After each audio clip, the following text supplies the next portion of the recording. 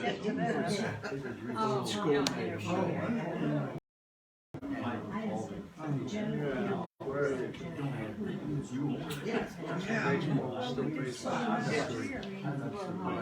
Jerry Griffin. In '63, he was playing for Houston, and they were facing a doubleheader. They were facing mine. Yeah, Sarah and Kate's mom went to Blue. She's graduated. Small world. Our other daughter went to Penn State. Selling bugs and bottles. And he says, grab a glove there. And got a guy come out here and pass with it. Oh, they're in there. Okay, I'm going to open the meeting at 7. I think everybody knows I start promptly at 7. Dennis watches me and makes sure I start on time. I'd like to, what was that, You Dennis? said somebody has to watch you. Yes. Somebody has to watch For all you. the good it does. Okay. I'd like to introduce our guests. If you want to raise your hand, you can raise your hand when I call your name. We have Carl and Lois Baumgardner. Louise. I did it again. You did it. I just can't read. Your name was right below here, so that popped up. Okay, we have Carl and Louise, and we have Jim and Lois Watson. Yep, thank you. And we have Ken Kohler, he's a regular visitor here. Jim Weaver, got him. Ron Herb, Cindy Crabb. There you are. Okay. Hi. Barb and Rob and Faye Weaver. Maybe I should have left the light on. There they are. Jim and Phyllis Robinbush. Rich and Deb Reiner. And I think I should know you. You're Weavers also, right? Fred and Jean. Fred and Jean. I'll put your names down here, okay? Okay, welcome everyone. The program tonight is presented by Lois Watson and Louise Baumgardner. They are twins and the daughter of Bob and Faye Weaver, who are here. Lois and Louise need no introduction to most of you because they've lived their whole life in the area. Both are retired X-ray technologists, mostly in mammography for Pinnacle Health. Louise has 2 daughters, and Lois has a daughter and 2 stepchildren. And I will now turn the program over to you.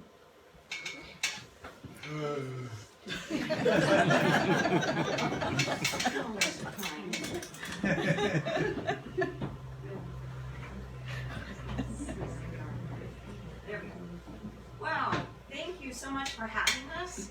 This has been a very interesting project as we gathered the business information and the family information, and we're still finding things out that we really didn't know.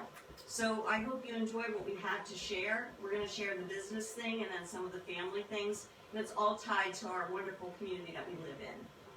So, here we go. This is the original homestead. So this is off of Woollar Road and where North Church Street comes in and intersects, where the schoolhouse is that the Larks lived in. This was back, it's no longer there, it was back in the woods. But this is the original old homestead, back in there. Okay? And this is an early picture of my grandfather, Harry E. Weaver Sr., plowing the field at the original homestead. And there again, you can see the house and the barns. But look at Grandpa. He's 19 there.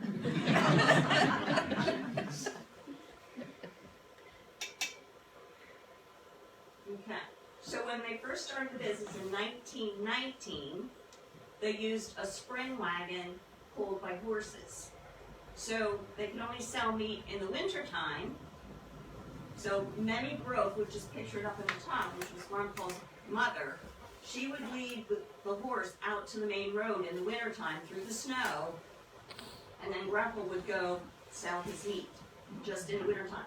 And at that point, he was just buying his meat from local farmers and butchering it. The other picture is Beulah Herman. That was a sister. So she also at that time lived at the homestead. And the gentleman is Forrest Klinger. He was actually a brother-in-law. He was married to Ellie, which was another sister. So, and they were all part of the business. Like Forrest worked at the business, so that's kind of a family picture. But that's in 1919, kind of way back there. So here we start with the original truck. It was Model T. We used that for 5 years, and then they bought a York Camel body truck. And with this setup, now they could sell the meat all year round because they had some refrigeration and some things. So that was the beginning of heaven. Okay.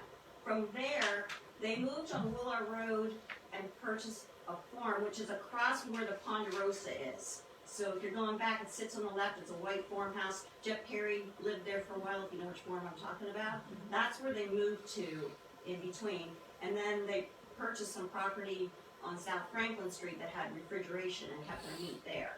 So they were at this homestead in between. This is where they moved to. Then in 1931 is when they bought the address at 513, the original. We'll get into that a little bit later. Okay?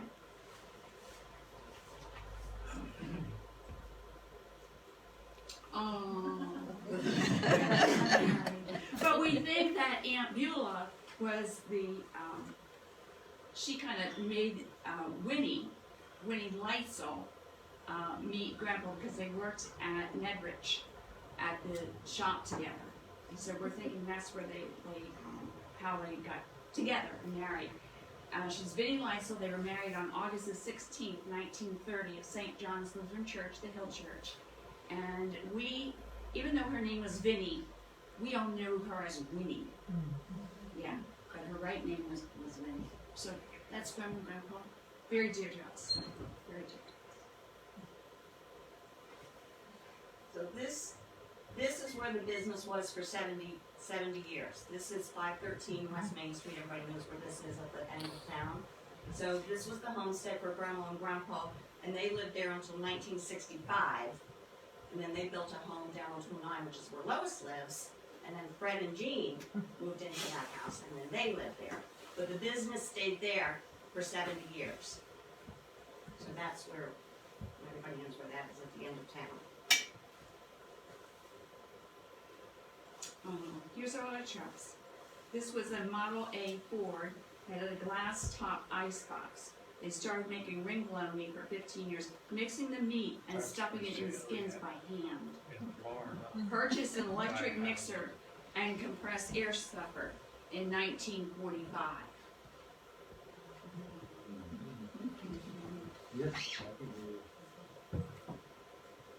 Okay.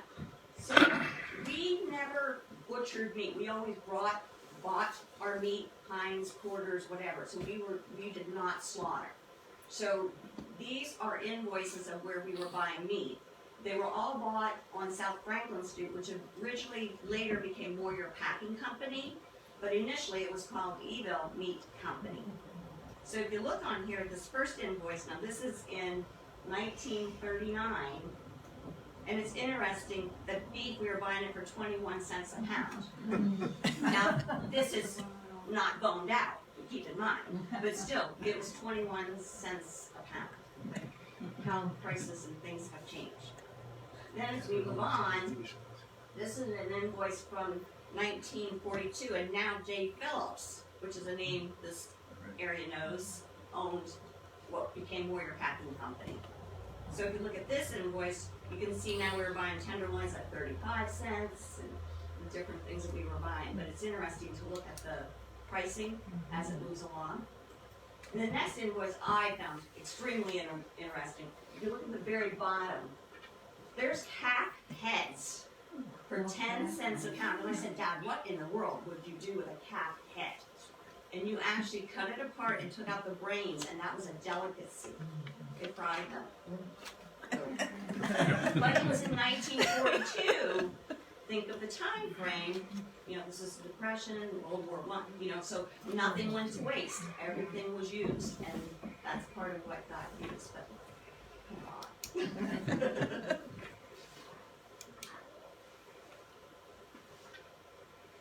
And here we are, 1946 to to 1961, we had the International truck. It was the first fully refrigerated truck for H.E. Weavers and Sons. And that's when, in 1946, when it actually became H.E. Weaver and Sons. 1946, my dad, Robert Weaver, joined the group. In 1952, Fred and Polly joined the group. And in 1971, James joined the group after he came out of the service. We always had state inspections and meat license. We had limited customer hours on a Friday night. We were closing early. We had the truck, though, that we started to deliver, using to deliver to our meat. We used that only Tuesdays and Saturdays. We would go to houses. They'd walk into the house, what would you like? They'd come back out to the truck and get it and take it into the customer. So there already, they developed a good rapport with their customers, which we are so thankful for. I hit the button. These are advertisements that we found, and if you look at the first one, this is from 1954. So you can see here's turkeys for sale, and it costs $1 to have them cleaned. So if you want it cleaned, you're going to pay $1 extra. And if you look at the telephone number at the bottom, 147R4. Remember those old days? Found that pretty interesting. So, and then the next one is from Zimmy's Market, and if you look at the bottom line, this is 1960 now. It says Weavers, ring bologna, summer sausage, scrapple, and pudding. Zimmy's Market was located in what is now Fry's parking lot. Remember Zimmy's Market? Yeah, you remember where he was. Okay, so at this point, we then became federally inspected. So instead of just having state inspections, we now had to have federal inspections because now we're selling to other people who are selling our products. So that became a whole different realm of things when you get into federal inspection. Dad unearthed a folder with that federal inspection stuff in. Unreal. Anyway, so this is what it looks like. So what happened is you had to submit your recipe, your approved label, and be federally approved for those products. Most of what we found were in the early 70s. So but these recipes then were sold when the business was sold, so that's why they're not up on the screen. But it's interesting that here is like the ring bologna. Here's the recipe, here's how you had to process it. Here's the little label that went on the ring bologna skin. And then when you get to summer sausage, that would look like this. But because it's summer sausage and it's long, they made us put a label on both ends because they didn't know which end we were cutting off of. And it had to have a label.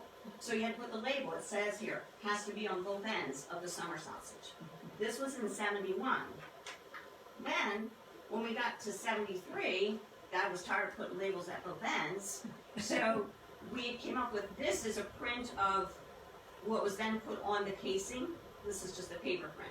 But this became the casing of the summer sausage so that we didn't have to label both ends. And that became, and this was a revised one in 73.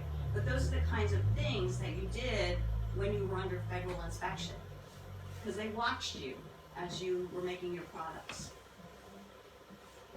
So there's lots of that, but there's a whole folder full of that, what we found was pretty interesting. So let's see. Under that wholesale business, we were then selling to like Carsonville Hotel, Bell's Market in Millersburg, Puckers, Don's Food Right, Reese's in Tower City, Rodney Kaler, which is in Ashland, Lycans Valley Steakhouse, Wayne's, Kevin's, Valley Inn, and more. So that became our wholesale business. And then our competition, as you know, there were other meat markets right in Elizabethville. So we had Lesher's Meat Market, we had Henry Henninger's Meat Market going on right in the same, in Eville. But we were best friends. You know, we went on vacations with the Lesher's. So everybody, you know, even though we were community competition, we were all friends. Okay. All out on that side. Sorry. I had to get that stuff in. So here's our advertisements that we found that were in the papers. Turkeys for sale, 14 to 20 pound hens, 22 to 28 tons, double-breasted. Also, and it's just amazing. 89 cents a pound for ready-made mincemeat. We love mincemeat, and we still sometimes get it. Dad still makes it sometimes for us. Then it talks about the homemade ducks. Back then, we ate and sold a lot of ducks. We'd go to the farms, buy the ducks, skin them, the whole bit, and we sold a lot of ducks at that time. But then we got into, as time changed, we got into more deli foods. We got into the mincemeat, the cranberry relish, the ham salads, filled chicken breasts, filled pork chops, you know, because times were changing and people were looking for more foods that were made and ready to throw in the oven or working. So the business changed quite a bit. This is actually out of a brochure from Swab Wagon Company, because they were building our trucks at that point. So here is actually a brochure. We have this dated as 1961. And if you look on the far side, it says there it was a 12-foot walk-in sales van with forward control type chassis, stainless steel. The customer could actually walk into the truck and get out of the weather and come get their meat now. You know, so it was a change in, you know, how things were done. But we were actually popular in the Swab Wagon Company brochure. So I told you, we're all tied to this valley.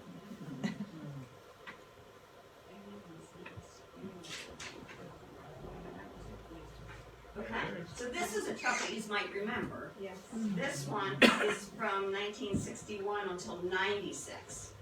And this is the first fully refrigerated and also had a deep freeze unit in it. So we had frozen products along with the, and the shop was remodeled in 1963.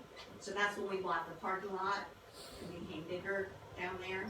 We now are on a meat route 6 days a week, Monday, Tuesday, Thursday, Friday, Saturday, Thursdays in Elizabethville.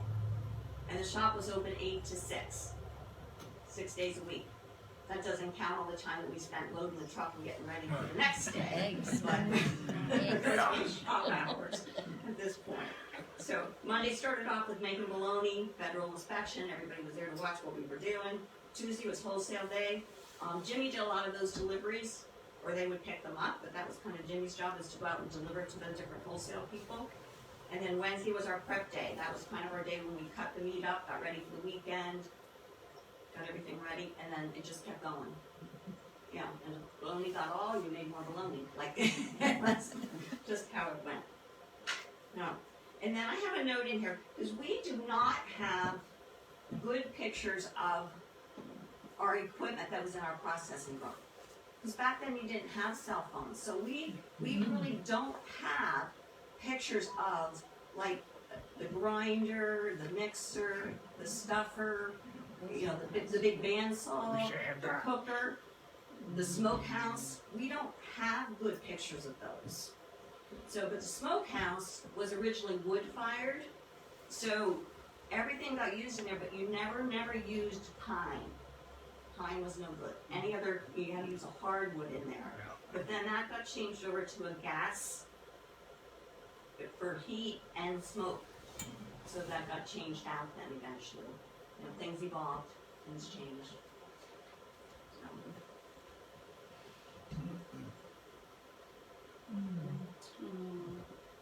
There's Grandpa in his chair. He retired in 1962. We were lucky and had him with us till he was 94. He died November the 1st, 1993. But what a sweet man. Okay, I'm done. No, you're next. Oh, I'm next. Oh, okay. All right. Grandma Weaver. Oh my. She was the most patient lady you ever wanted to know. She raised 5 boys. She ran the house.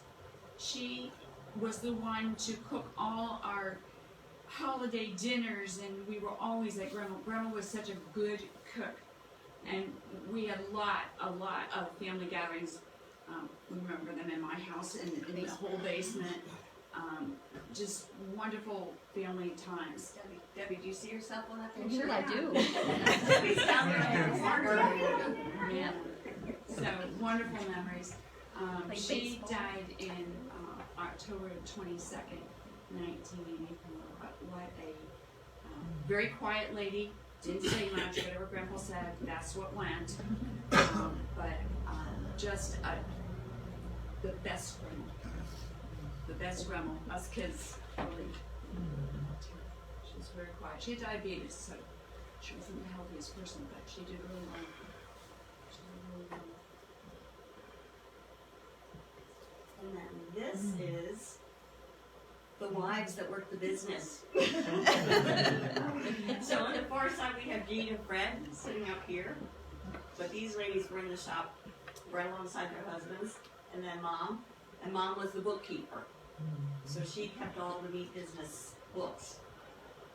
Oh my. So, but it was a family business. We all worked it.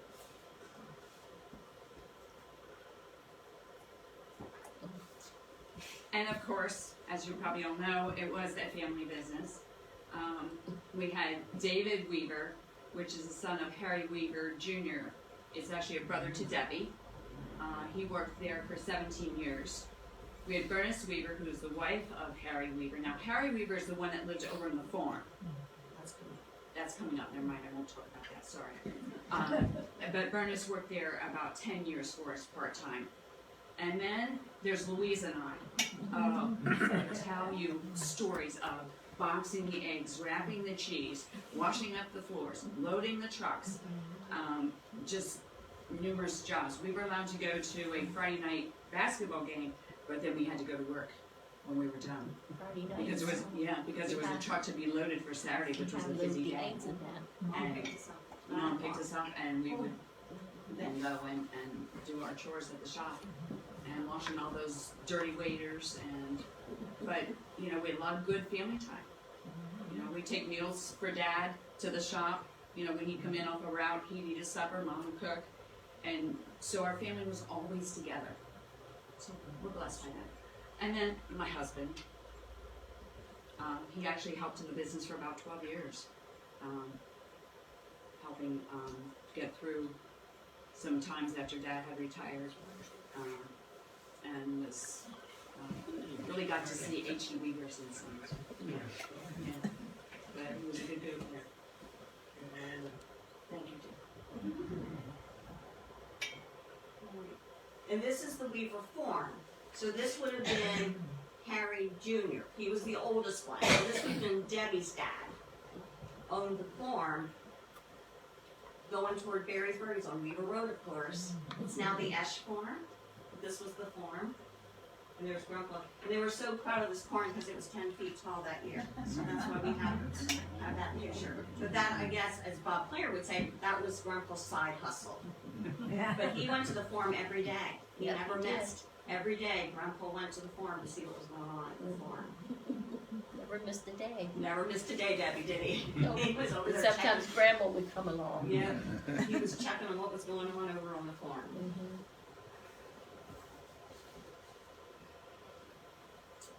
So this is Elizabethville Susquehanna Centennial, and luckily we had some pictures. The brothers Jimmy, there you are, Jimmy, Fred, and Polly. That was my uncle. They called him Tiny. We'll get into that a little bit later. And then my dad on the Chuck. Look at his mustache. How young he looks. Can you see that? Yeah, but it moved back to the left. We can see. Can you see? Yeah. This is in memory of Paul Weaver. If anybody remembers him, his nickname was Tiny. Yeah. But he was a big man. But he married Karen. He died in 1977. But if you remember him, he was a big guy. He always had cupcakes in the drawer underneath the slicer. As a kid, I can remember, he would always give us a cupcake. He always had a cupcake. He was a great man. But he had the most jolly personality. Everybody loved him. Yeah. It was pretty cool.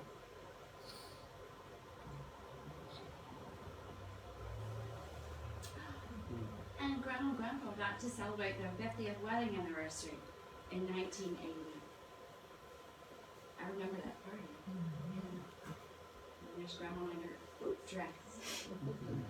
Yeah. And Dad then retired in 94. So that's his retirement.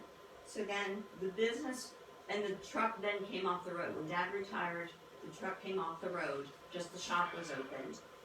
And then in 97 is when the business was sold to the Motter Boys. So John, Bob, and Mike from Millersburg. But it only stayed open then about 3 years, and then it was closed. So that was the end of the business then. That it was sold.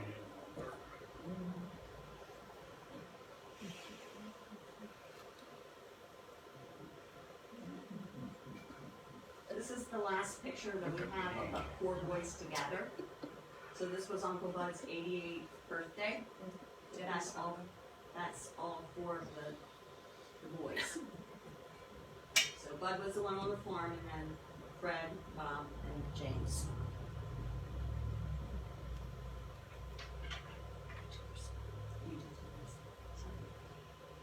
So H.E. Weavers and Son required long hours of work, but we developed so many lasting and treasured friendships.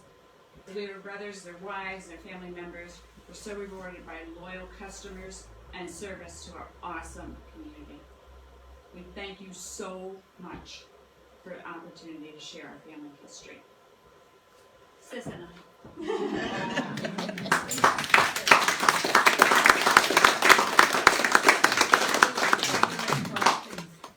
Any questions? Just a comment. Back in the 80s, we were living in the Caribbean, so Dick and Doris Bisking would always bring T-bones down to Montserrat for us from Bob. Macy Weaver mates. Yeah. They were great friends. So they traveled well. The meats did. Does anybody still make ringolini? I don't know. My dad still makes a scrapple every now and then, and we get mincemeat. But the ring bologna has to be put into the casings, stuffed in, and we don't have a stuffer. So we can't stuff them.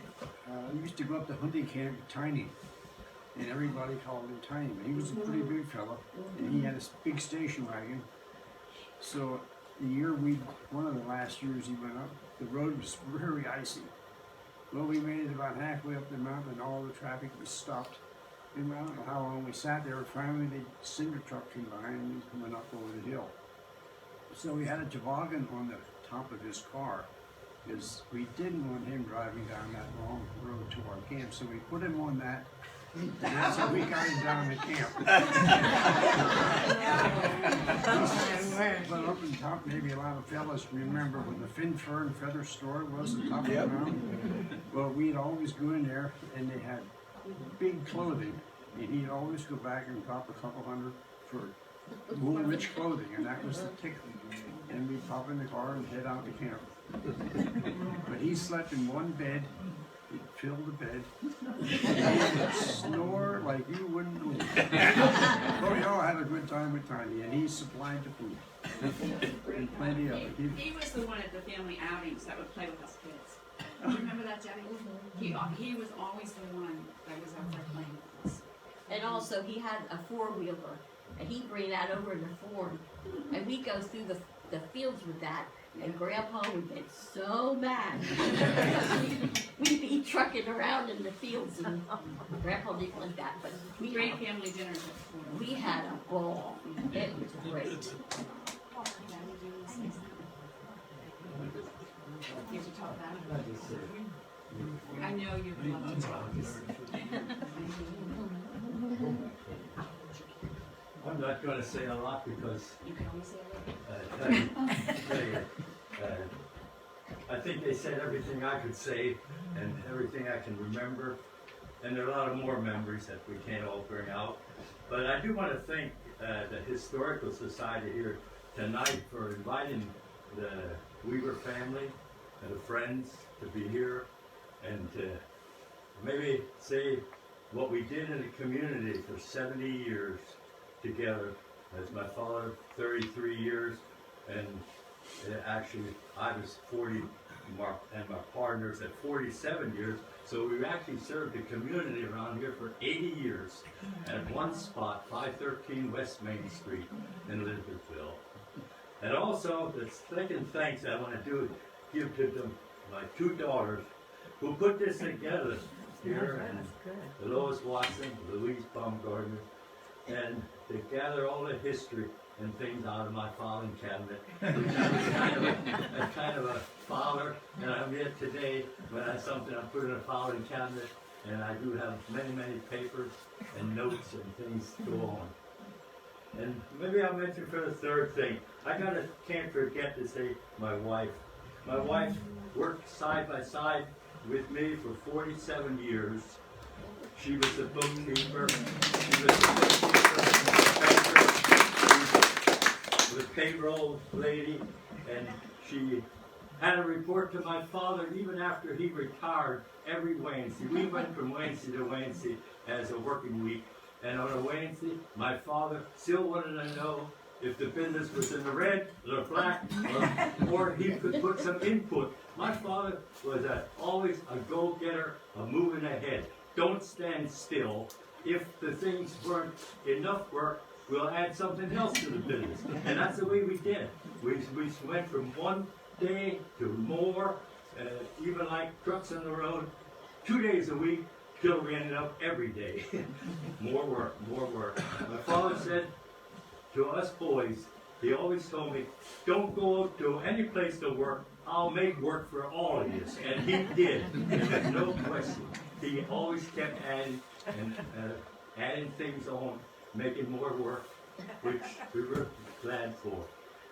Other than that, I had a couple other notes, but the girls covered it. Just looking at my notes here, now with my wife here, I spent 68 years, this is our 68th year together. Oh, wow. So we hope we can do many more.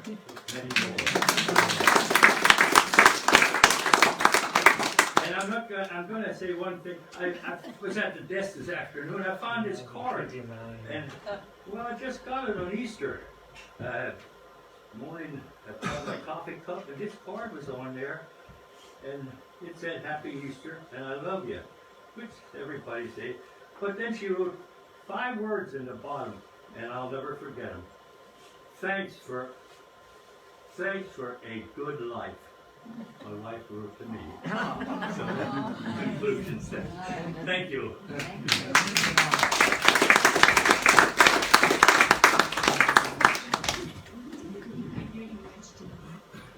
Good job.